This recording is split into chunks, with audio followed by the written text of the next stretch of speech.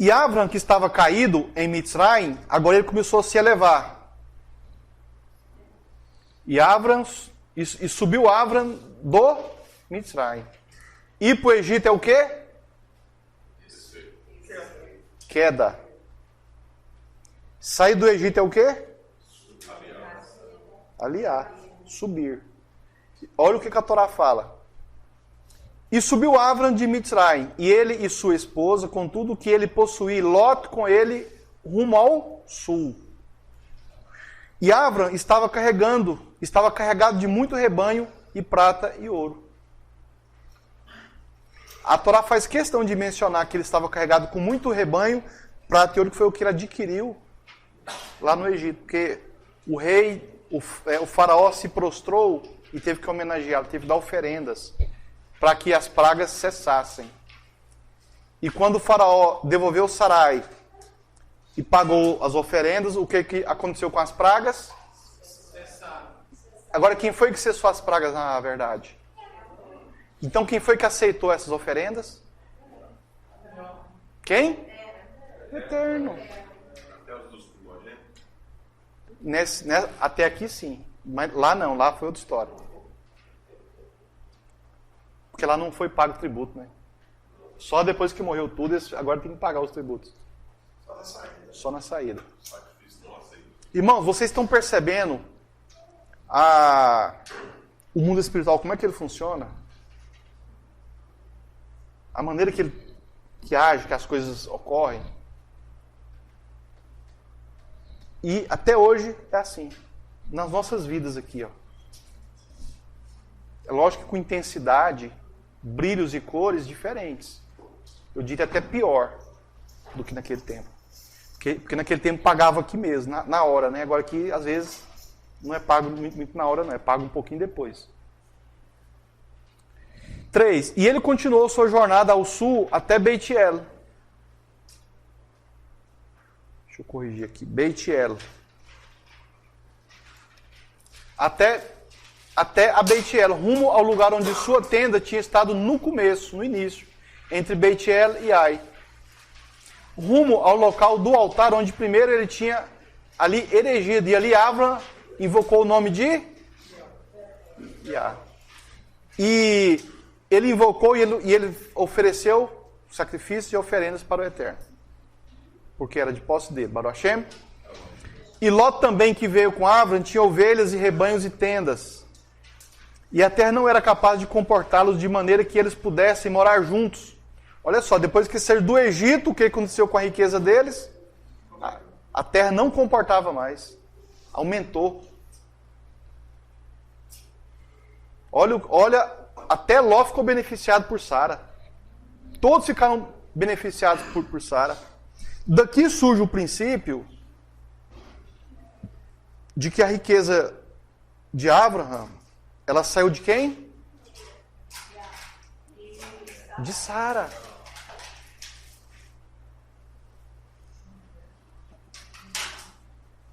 Sara era o banco dessa riqueza. E tem homens, isso aí, irmãos, ocorre tanto com homens como com mulheres, viu? Tanto com o macho como com a fêmea. Então tem, por exemplo, às vezes uma pessoa que o Eterno escolhe para ser príncipe do povo, ele é um banco. E as bênçãos que vai para o povo, saem a partir dele. E ele tem um poder, dependendo do poder do outro lado, né, de cada pessoa, ele tem um poder de distribuir riqueza. Ele investe nas pessoas. Né, nós contamos até aquela história dos dois rabinos, né, que ele era muito sábio, tá, mas tinha outro que era professor dele. Aí um cara que era banqueiro, que congregava com ele, foi para o outro, porque o outro era mais sábio, e de repente ele começou a perder dinheiro. Aí depois ele voltou e foi reclamar. Ele falou, não, mas eu não vou ficar pegando as minhas riquezas e investindo em você, mas porque você está investindo em lugar errado. Aqui vem um princípio. Essa riqueza de Ló era mérito de Ló? Não. A riqueza de Abraham era mérito dele? Difícil de falar sim ou não, né? Mas a riqueza de Abraham vinha de quem? Depois que quando Abraham começa a prosperar, a Torá coloca Sara sempre junto de Abraham. Você nunca vai ver Abraham prosperando e Sara não está ali no meio. Quem que era o banco? Sara. Então, nós temos que saber quem é o banco. Quem é o banco? Eu tenho que saber quem é o banco. Porque desse banco, eu tenho que buscar imunar. Eu tenho que buscar amor. Eu tenho que buscar perdão. Eu tenho que buscar ser doador, ser caridoso, ser bondoso, ser justo. Então, se eu quero o banco, mas eu quero só o dinheiro, o ouro, a prata, os animais e a terra. Sabe o que o banqueiro vai fazer com você? Ele vai pôr você num lugar muito rico, chamado Sodoma e Gomorra. É lá que é o lugar dos ricos. Para quem quer essa riqueza, é lá. Você não quer? Então tá bom, eu vou te dar. Mas essa riqueza sua, Sodoma e Gomorra. Não, eu quero, lá é bom, lá é tipo o Egito. Não é o Egito, mas é tipo o Egito. Eu quero ir para lá. Vai para lá. Era tão bonito que era comparado com o Éden. Com o Éden. Lugar de formosura. Mas... Sim. Mas se você quer a verdadeira riqueza, o amor, a benignidade, a justiça, o perdão, a humildade, o bom caráter, o respeito, o príncipe vai te dar também. Mas aí você não vai para Sodoma e Gomorra também não. Que lá não é lugar disso não. Aprenda a saber onde é que está o príncipe do povo, onde é que está o banco. Baruch Hashem.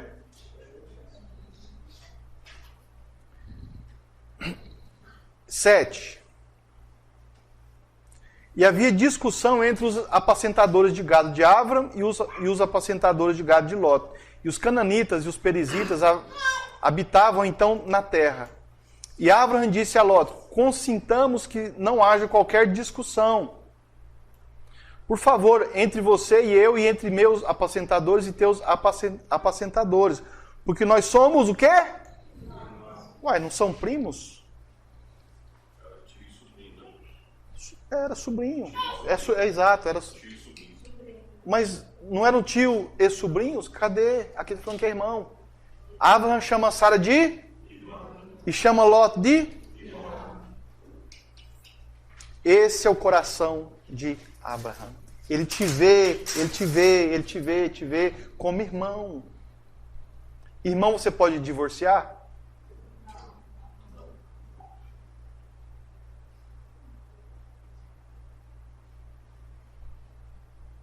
Não sei se vocês estão entendendo aqui a sacada.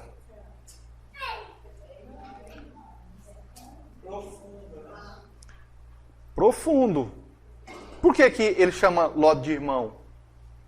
Será que é porque os dois são filhos do mesmo pai? Eles não são filhos do mesmo pai, não? E por que as pessoas olham as pessoas como se não fosse parente? Para um faz o bem, para outro não faz. Você sabe por que o Eterno ele criou esse sistema de a gente ter filhos? Para você aprender a amar o filho, para você aprender a amar as outras pessoas também. E a pessoa que só sabe amar o filho e não sabe amar os outros, o que ele sente pelo filho não é amor, é egoísmo, é idolatria. Tem pais que idolatram os filhos, igual os egípcios faziam com seus filhos.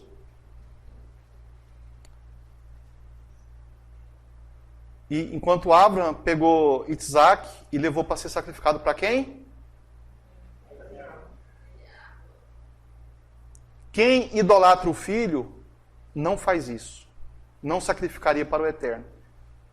Sabe o que é idolatria? O que significa realmente idolatria? Odiar. O ato de idolatrar é o ato de odiar. Prestar reverência a algo que você odeia. Difícil, esse conceito é um pouco complexo. Hoje eu não vou entrar nele não, mas já deixo aqui a gente já começar a meditar no que é idolatria.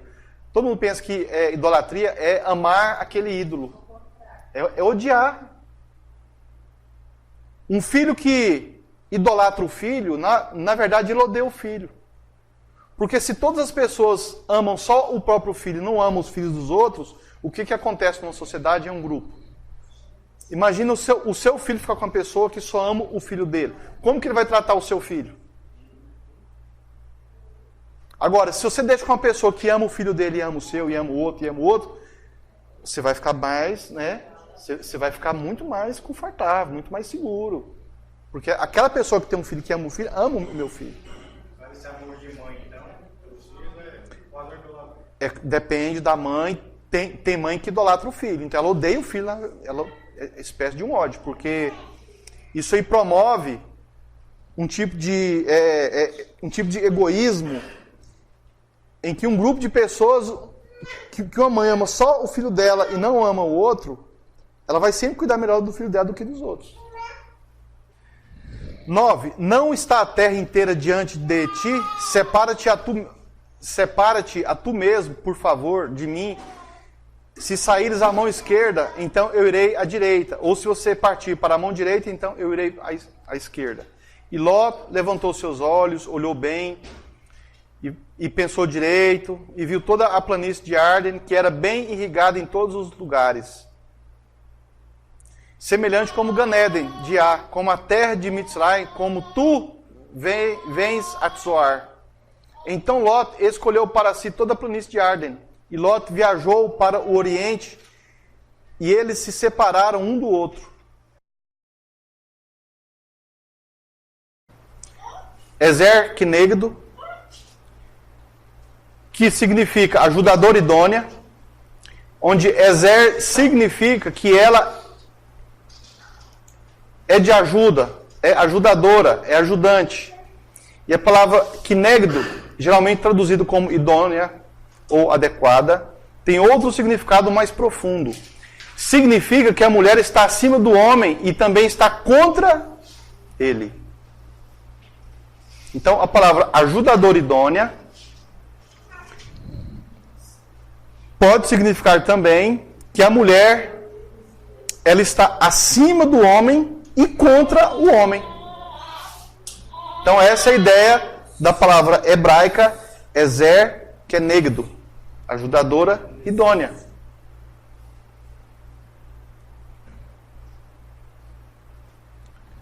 Uma espécie de adversário. Porém, adversário é diferente de inimigo. Quando falamos de adversário, falamos de alguém que nos pressiona, que nos promove, e não de alguém que deseja nos destruir, que nos empurra, que extrai o nosso melhor. O que é um adversário? É aquela pessoa que ela vai fazer você crescer. O inimigo não. O inimigo ele quer te destruir. Mas o adversário, nesse caso aqui, é aquela pessoa que ela vai sempre fazer você melhorar cada vez mais. Vai te promover. O inimigo sempre quer nos destruir. O adversário sempre quer nos promover. Nos desafiar.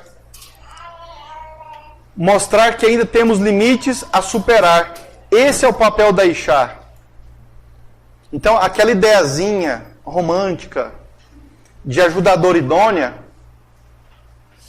já era. Nós não temos mais essa ideia. Esse conceito ficou lá para trás.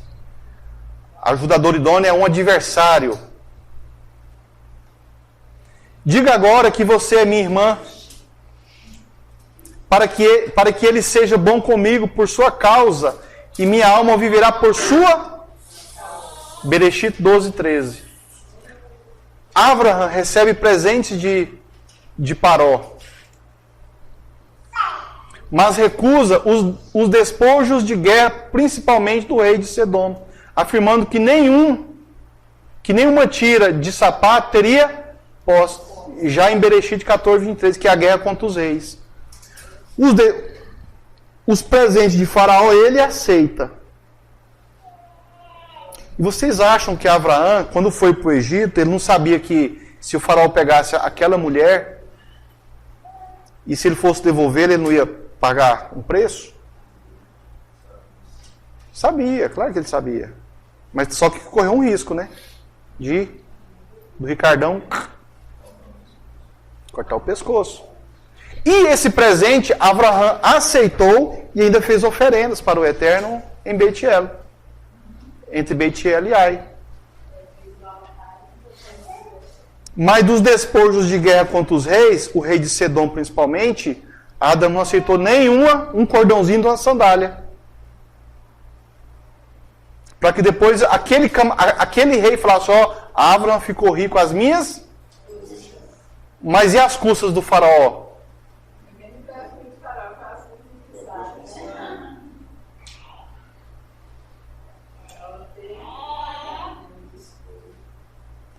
Olha o mundo espiritual, olha as escolhas de Abraão, olha a sabedoria de Abraão. Aí eu pergunto, o Abraão tinha a Torá escrita na mão? Algum livro escrito à mão assim, para ele se orientar igual nós temos hoje? Olha, falando que para nós é muito mais fácil. E por que a gente erra muito mais? O que está faltando? A gente erra muito mais, com tanta coisa à nossa disposição.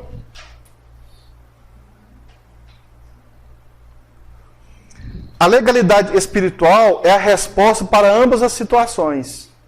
Legalidade espiritual. Numa, Abraão tinha legalidade, na outra não. Vocês lembram que em algumas situações o Eterno falava assim, vocês vão guerrear contra aquele povo lá no deserto, vocês não vão pegar nada, nem ouro, nem prata, nem animal, mata tudo. Situações em que o rei Shaul, ele ia lá no povo lá, era para matar tudo e acabar com tudo e pôr fogo em tudo. Aí aquele boi gordo, bonito, o ouro e a prata, o que Shaul fazia? Olha as escolhas erradas dele. Isso significa que aqui, hoje, você tem que saber fazer as suas escolhas. Tem coisas que parece que você vai ficar rico, mas você vai ficar pobre. Vai acabar com você. Tem certos negócios que vai te quebrar. Parece que você vai ganhar algo, mas você vai quebrar com aquilo ali. Tem negócio que não é para você fazer. Baruch Hashem? É igual a irmã Maria Joaquina falou, né? Na guerra de Sedom e nos despojos de guerra, Sara estava no meio?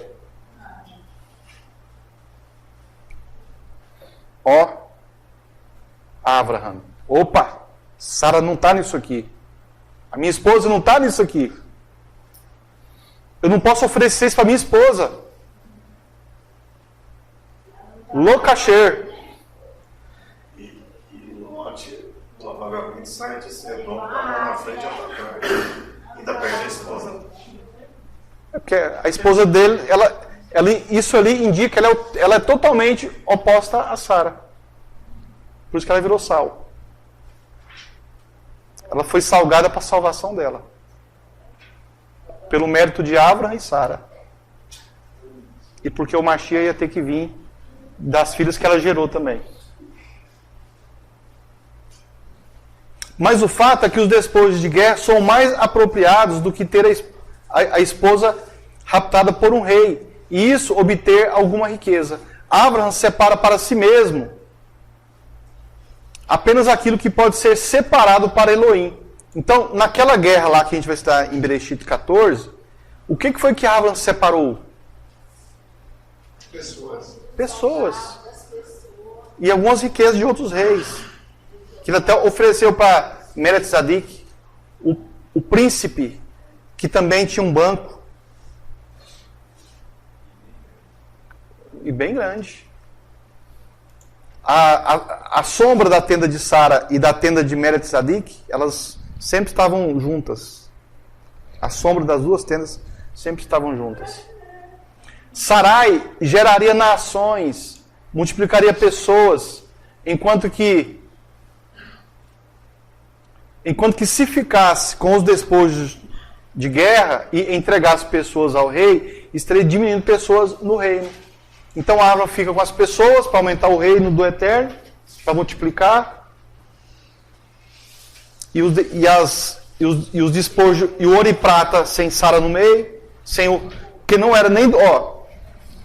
Os despojos de guerra de Sedom, do rei de Sedom, não era riqueza nem que vinha do banco de Sara e nem do banco de Malquisedeque.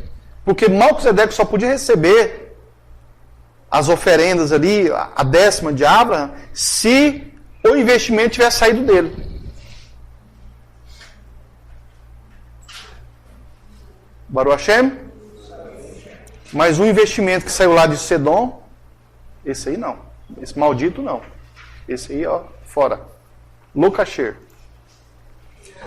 Sabemos que todas as nossas posses estão conectadas à essência de nossa alma. E Abraham sabia que se ficasse rico por conta da alma do rei de Sedom, ele legalmente deveria esse favor a ele. Mas Abraham é do tipo de homem que deve favor somente a...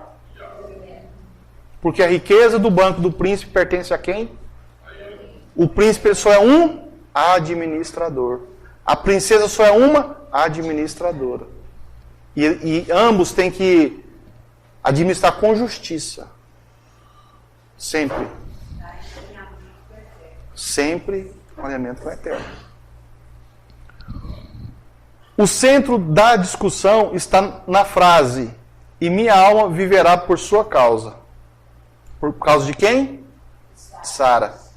Elohim já tinha planos para Abraham. E era nisso que ele se agarrava. O acontecimento de Paró, em relação a Sará, poderia ter acabado em morte. Mas, ao contrário, a vida dele precisa ser preservada pelos egípcios, para que nenhuma maldição pior os afligisse. Ele também, profeticamente, sabia que ir ao Egito era presságio de Galut, do exílio do Egito.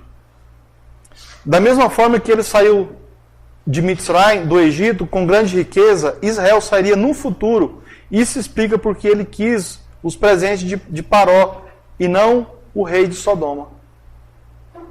Ou seja, quando Abraham recebe aqueles presentes do faraó, isso já era uma profecia, um presságio de quando eles fossem sair do Egito. Centenas de anos depois. Esse padrão, irmãos, acontece na vida de cada um de nós. E Israel seria a Sara e o Eterno, o Abraão da segunda, no segundo momento.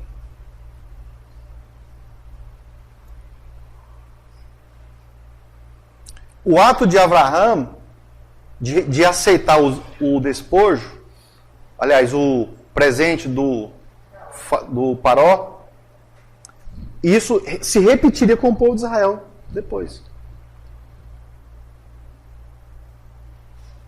E a vida de cada uma dessas coisas acontece. Só que você tem que ter olhos para enxergar. É porque a vida trabalha em círculo, né? Ela é cíclica. Então, por exemplo, vamos pegar do lado material. Doenças hereditárias. A pessoa tem uma doença, em certa idade, todo mundo daquela família fica doente com aquele mesmo problema em uma certa idade. Está se repetindo algo, né? Espiritualmente, comportamento, em termos de comportamento, isso também ocorre. Então, por exemplo, tem uma família que tem um hábito, tem um costume. Às vezes ninguém falou para o outro, mas lá na frente a pessoa repete, sem saber de nada. Existem casos, por exemplo, eu já li sobre isso, de órfãos, que não conheciam os pais, ficaram órfãos muito pequenos, em que a criança, depois que ela fica adulta, ela tinha os mesmos hábitos que os pais, os avós tiveram quando eram vivos. Eu já li sobre essa questão.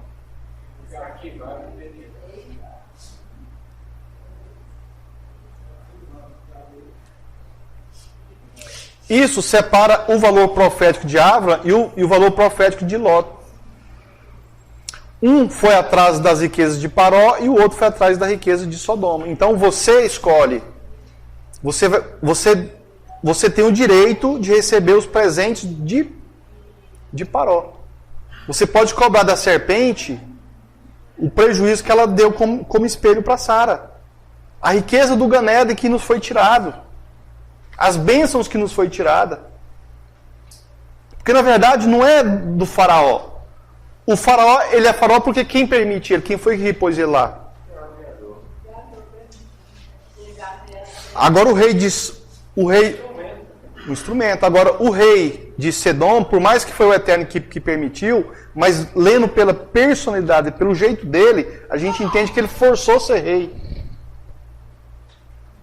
Era forçado, não era para ser aqui, mas o cara vai lá e teima e faz e ele vira. Baruch Hashem? Exato. Avram, o Malar Gadol. Podemos alcançar a estatura deste grande homem de Elohim? Sim ou não? Sim. As qualidades de Abraham são muito mais elevadas, das quais não conseguimos compreender. Muito menos imitar. É difícil identificá-lo como homem, pois ele é tão elevado que se parece com o Malar. O homem parece um Malar, parece um anjo. Eu olho para ele, ele parece um anjo, porque o jeito que ele age, o jeito que ele fala, o jeito que ele lida com as coisas, o homem ganha dinheiro, vai e faz uma tenda lá no deserto, com os 4 lados da tenda abertos para receber os pobres, os necessitados, os estrangeiros, a viúva, o órfão. Ele parece um sacerdote, um levita.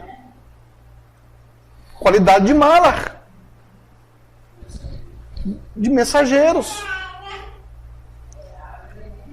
Ele estava muito parecido com Adam, lá no Gan Eden, o Malar. E nós? Será que a gente consegue chegar nesse ponto aí? Os anjos vêm e falam assim, ó, eu não sei se você é um anjo, um Malar, um mensageiro ou um homem, eu não sei, porque já teve situação de Malar descer e incorporar, vai ficar tipo homem. Vai que você é eu não estou sabendo. Então, Avram é o tipo da pessoa que a gente olha para Avram assim e não sabe se ele é um Malar, se ele é um homem, o que ele é. Devido à estatura espiritual dele. O jeito que ele fala, o jeito que ele resolve, o jeito que ele age, o jeito que ele lida. Tudo. Não dá para você saber. Dinheiro, riqueza, ouro e prata significava o quê para Abraham? Abraham, matar a fome de quem tá com fome, valia todo o ouro dele. Olha a diferença desse cidadão.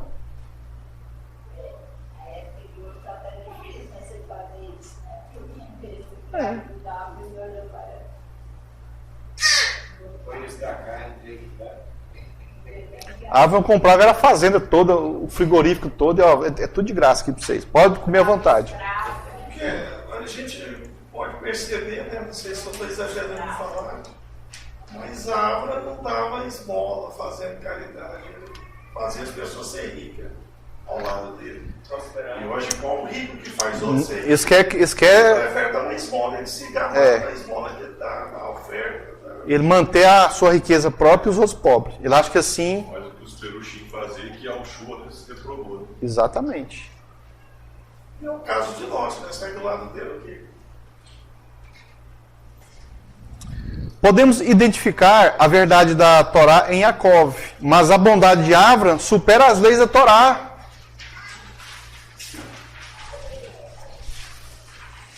Ele sabia como ninguém receber e atender seus convidados.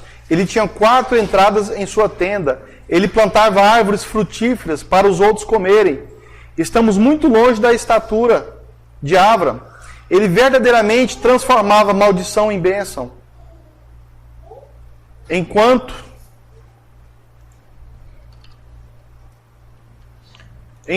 a maioria das pessoas transforma bênçãos em maldição. Foi um homem tão elevado que educou Ismael para participar da Akeidá, do sacrifício de Isaac, que transformou Agar em Quetura. Um bom perfume de Elohim, uma mistura de todas as mulheres do mundo na tenda de Sara. Quem que é Quetura? E o que significa Quetura? Vem de qual palavra? A princesa, né? Quetorete. A princesa que Faraó. É uma princesa, filha de Faraó. Não tem negócio de ser escrava, ela é princesa. Olha o que Abraão e Sara fez. Transformou uma Aguer, uma estrangeira, uma princesa do Egito, em uma Quetura. Em um perfume, em uma fumaça lá do Santo, do Kadosh HaKadoshim.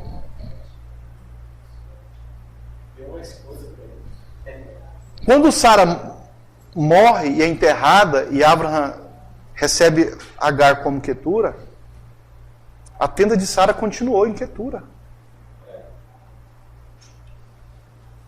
A mulher amada de Abraão, Sara, morreu, mas o espírito dela, a essência dela permaneceu. Olha o que Abraão e Sara fez. Transformou as estrangeiras em bom perfume para o eterno. Isso é profético.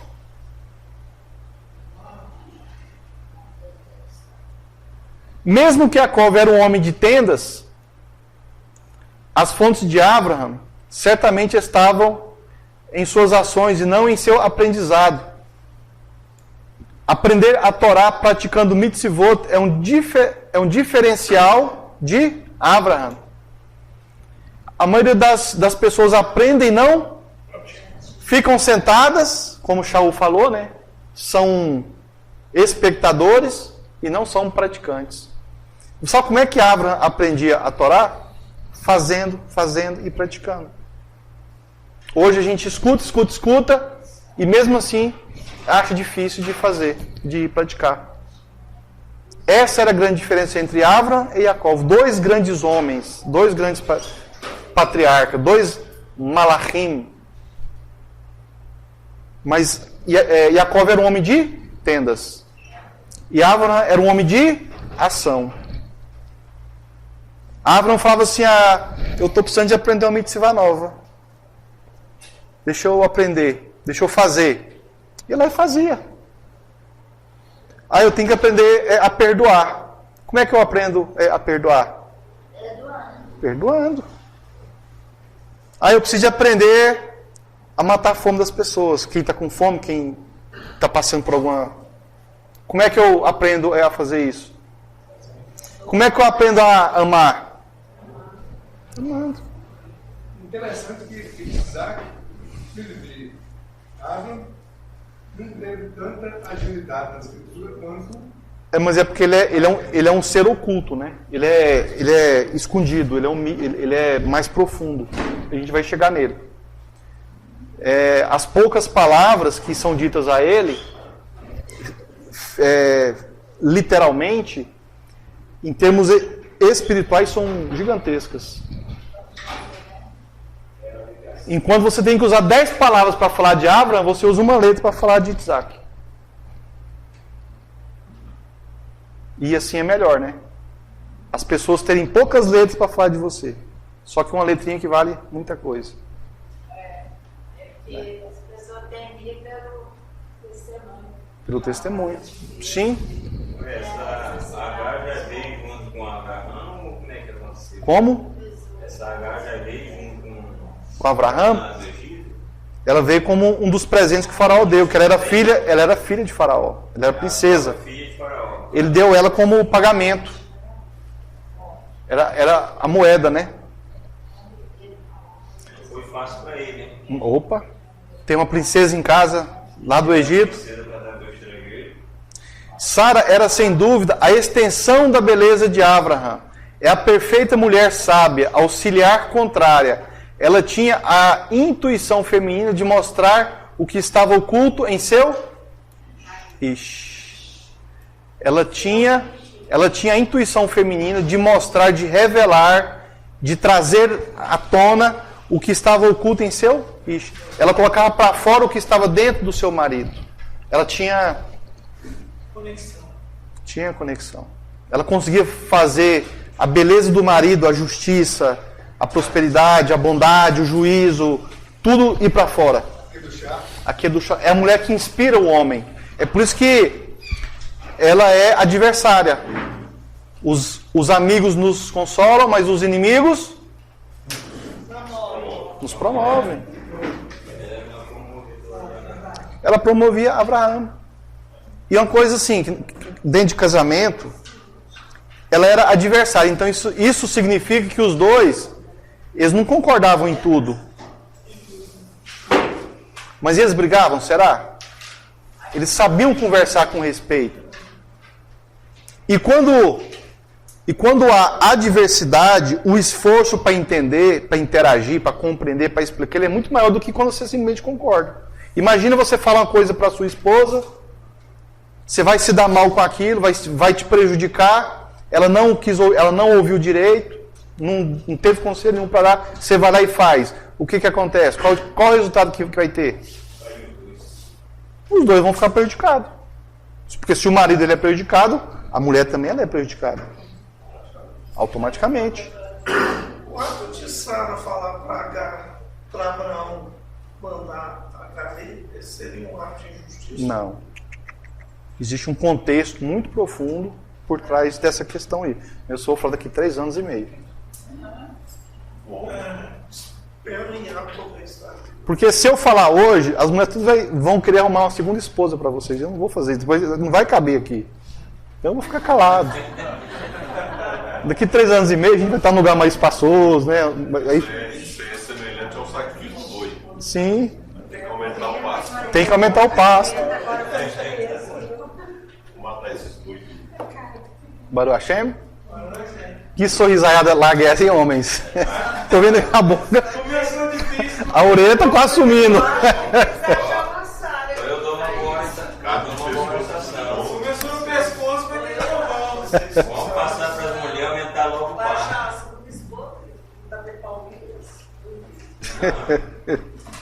Brincadeira, irmãs, brincadeira. Haja faraó, né? Haja faraó. Para ela buscar presente. Eu faço e tem conseguir fazer dar o mesmo resultado que Sara, né? É. Segundo esposo, mas no naipe dela. No naipe dela. Aí se Sara tinha um Abraão na vida. chegar nesse nível é difícil. O problema é que todo mundo quer ir pro Egito agora, né? O Egito tá lotado de gente lá. Cadê o faraó? Amém. Baruch Hashem. Então, irmãos, essa é a nossa paraxá de hoje. Eu não vou fazer perguntas, se vocês têm perguntas, né? Eu espero que muitos conceitos tenham sido mudados para melhor dentro da Torá e que isso nos ajude na nossa caminhada como pessoa, como indivíduo, porque muitas dessas regras que é do casamento, ela se aplica na amizade, ela se aplica em outras áreas também. Então é muito importante o nosso coração, a nossa mentalidade, ela começar a ser transformada pela palavra. E a gente se libertar dessa casca imunda, né, que o sistema do mundo tem colocado dentro do ser humano.